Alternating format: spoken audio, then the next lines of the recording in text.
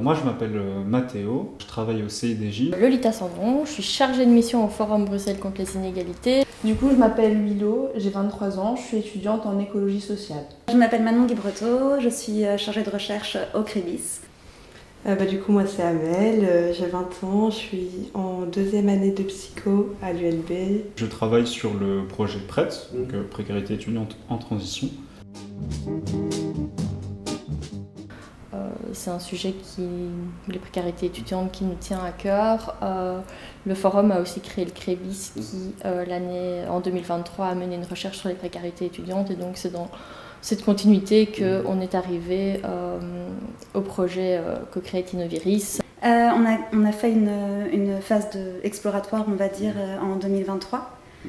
Parce qu'on avait, en 2021, créé un événement autour des précarités étudiantes. Mais il y avait énormément de professionnels et très peu d'étudiants. Et donc on a voulu capter la parole des étudiants sur, selon vous, qu'est-ce que la précarité étudiante et comment vous la vivez au quotidien ? Moi, pour ma part, j'estime ne pas vraiment avoir de vie étudiante. Enfin, comme je travaille beaucoup, j'ai plus l'impression de vivre ça comme étant une jeune travailleuse qui, quand elle a des examens, va à ses examens, passer ses examens.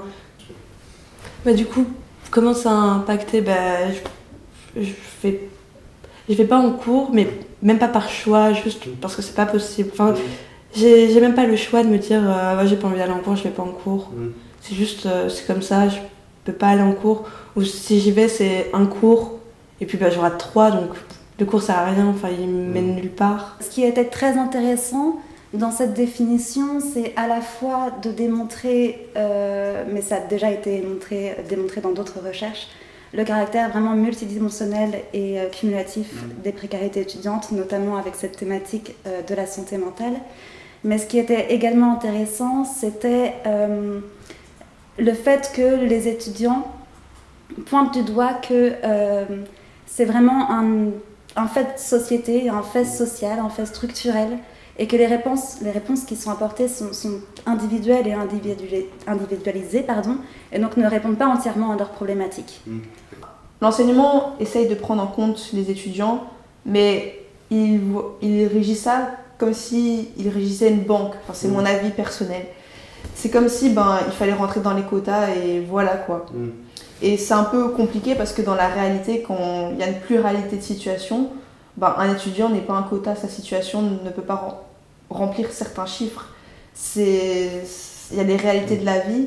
Dans la problématique des précarités étudiantes, et même plus largement du monde étudiant, de la vie étudiante, il y a la problématique de l'accès à l'information et aussi de la qualité de l'information, particulièrement en Belgique ou à Bruxelles où on peut ressentir que c'est un peu flou, qu'il y a un gros brouillon, qu'il y a plein d'informations qui vont un peu dans tous les sens et on a du mal à s'y retrouver.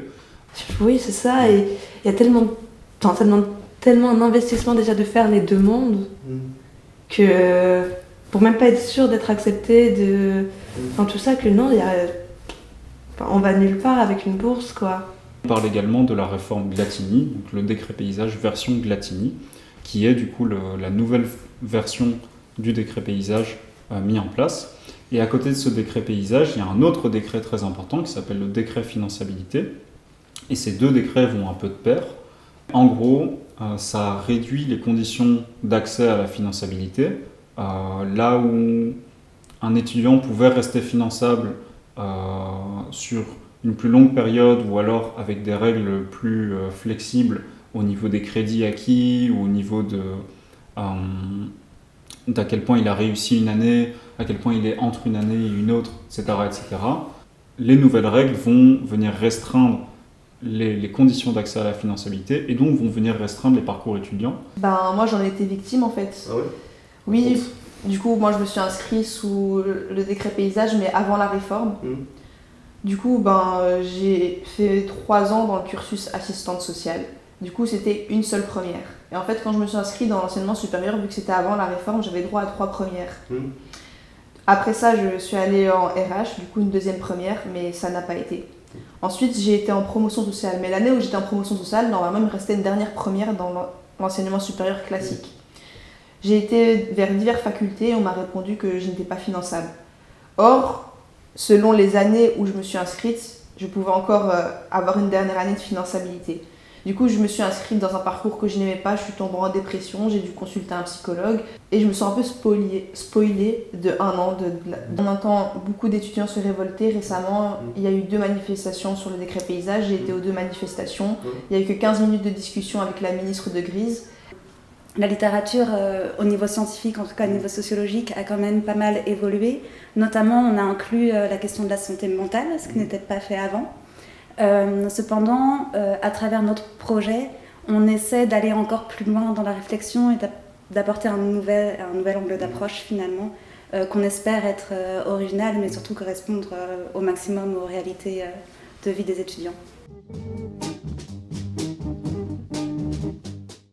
Le fait de travailler en coproblématisation et en co-création, ça amène à devoir changer un peu de posture méthodologique et d'envisager de nouvelles grilles de lecture dans ce que l'on fait.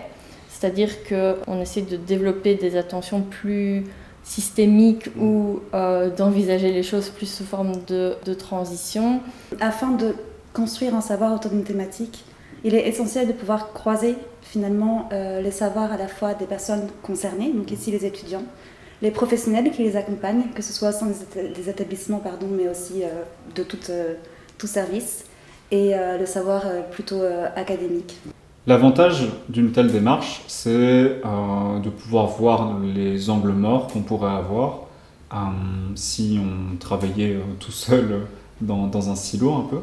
Je sais pas, nos témoignages en tant que personne concernée par le sujet, ça permet de remettre en question ce qui se passe, comment ça se passe.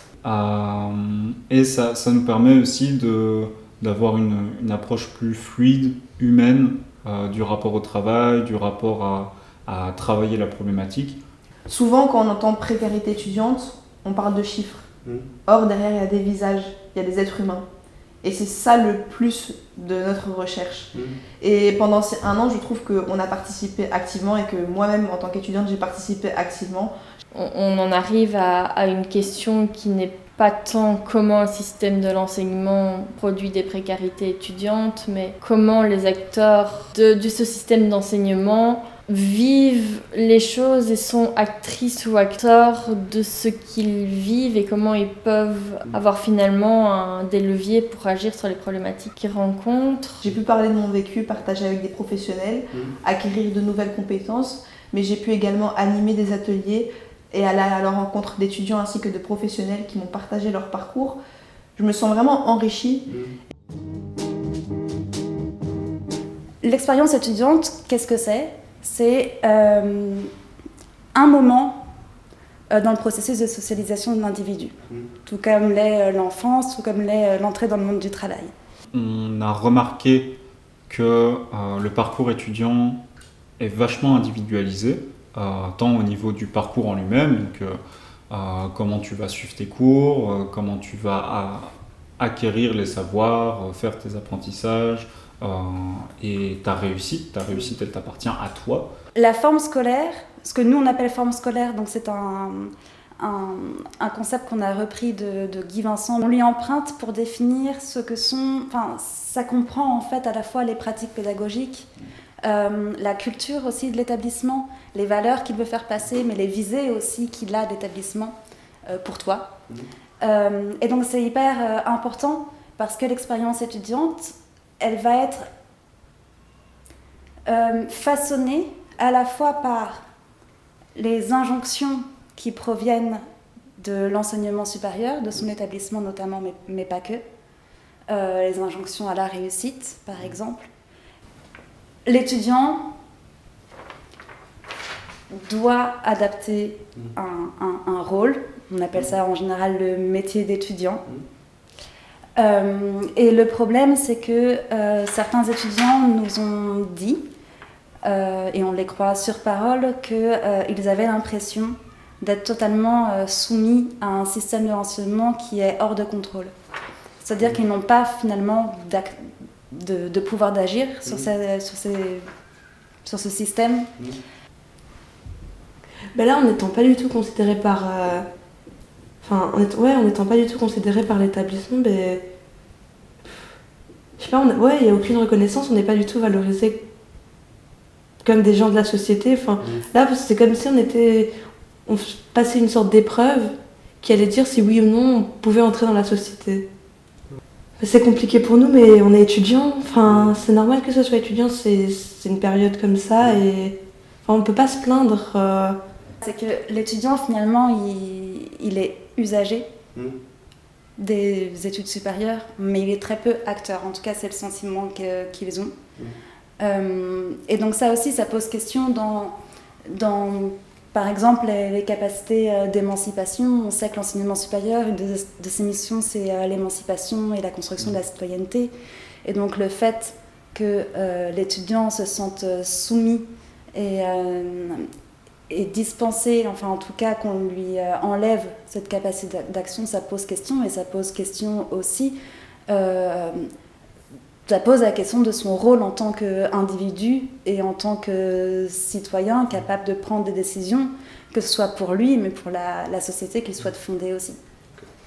Et je pense que vraiment, on peut avoir notre mot à jouer. Par exemple, au sein de mon école, on n'est que 9 en classe, et pour un cours de visite, on a fait une co-construction d'une grille d'évaluation, et ils ont fait ça sur base des recherches des 3e qui font des recherches sur la précarité étudiante et qui ont vu que le collectif aidait une classe à se souder et à se motiver dans la réussite.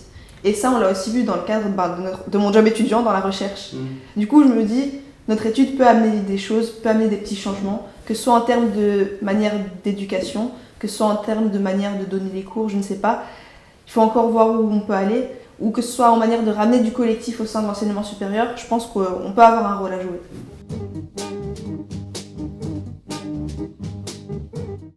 Qu'on va faire aboutir cette coproblématisation et que les résultats vont être présentés lors de la matinée d'études du 9 décembre, que ce n'est que le début d'autre chose, puisque l'idée c'est de transformer cette coproblématisation en co-recherche et de faire cette co-recherche avec des acteurs de l'enseignement supérieur. Une chose que je peux dire et qui est un biais dans la phase de coproblématisation, c'est qu'autour de la table, au sein du consortium, donc qui est vraiment l'espace de réflexion et d'analyse, on n'a pas d'établissement supérieur. Oui. Et donc pour la co-recherche, on voudrait vraiment pouvoir travailler avec un établissement supérieur, voire même dans l'établissement supérieur, avec des professionnels et des étudiants.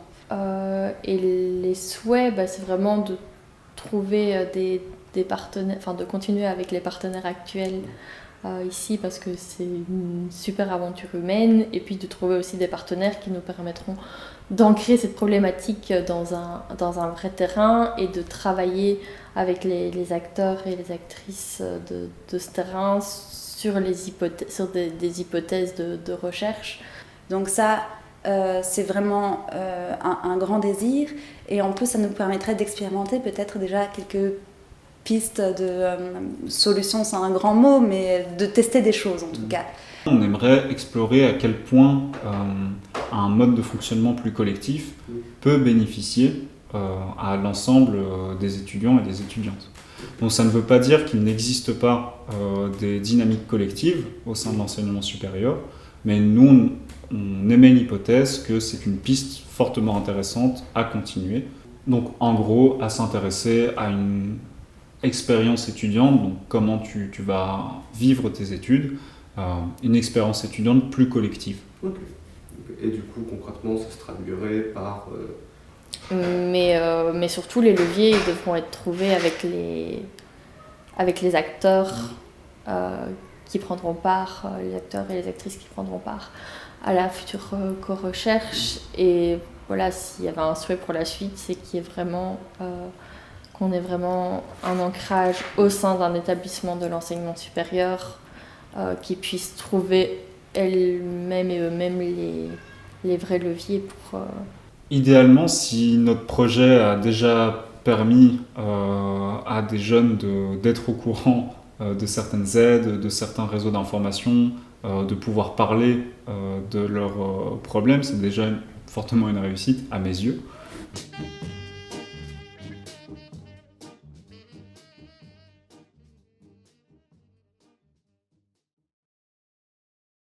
Prennent des décisions, hein. C'est tout à fait typique. Hein. Si vous interrogez séparément tous les partenaires d'une entreprise de logement social, hein, c'est comme ça, absolument, on va trouver un type après l'autre, tous disent c'est très mauvais, tous, absolument tous. Nous ne voulions pas cela. Nous ne voulions pas ça, mais c'est vraiment typique, hein, le directeur de la société de construction, absolument tout le monde est d'accord que c'est une cochonnerie, mais ça se fait.